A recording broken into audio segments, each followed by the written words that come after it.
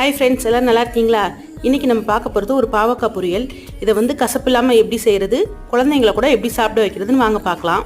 அதுக்கு நான் ஒரு பெரிய பாவக்காவை எடுத்து பொடி பொடியாக கட் பண்ணி சுடுதண்ணியில் லைட்டாக உப்பு போட்டு வேக வச்சு பாதி ஹாஃப் பாயிலில் எடுத்து வடிகட்டி வச்சுக்கிறேன். அதுக்கு நான் கடாயில் வந்து எண்ணெய் ஊற்றிட்டு நல்ல ஒரு பெரிய வெங்காயம், பெரிய சைஸாக இருக்க ஒரு பெரிய வெங்காயம் இல்லைனா சின்னதாக 2 வெங்காயம் எடுத்து நல்லா பொடி பொடியாக நறுக்கி உள்ளே சேர்த்துக்குங்க. அதுக்கப்புறம் மிளகாத்தூள் 1 ஸ்பூன், கொத்தமல்லி ஸ்பூன், கொஞ்சம் அதிகமாக மஞ்சத்தூள் போட்டு நல்லா வதக்கி விட்டுக்குங்க. நல்லா வதங்கின பிறகு நல்ல ஒரு பெரிய தக்காளி, சின்ன தக்காளியாக இருந்தால் 2 போட்டு அதையும் நல்ல கிரேவி பதத்துக்கு வர வரைக்கும் நல்லா வதக்கி விட்ட பிறகு வெட்டி வச்ச பாவக்காய் எடுத்து உள்ளே போட்டு நல்லா அதோட கலந்து ஒரு 10 நிமிஷம் வேக விடுங்க. இந்த ஸ்டேஜில் உப்பு பத்தலைன்னா பார்த்து போட்டுக்குங்க. இப்போ நல்லா காரம் எல்லாம் போட்ட பிறகு நிறைய கொஞ்சம் தேங்காய் எடுத்து ஆட் பண்ணி ஒரு 10 நிமிஷம் வச்சு இறக்குனீங்கன்னா கசப்பே தெரியாது, செமையாக இருக்கும். குழந்தைங்களும் சாப்பிடுவாங்க.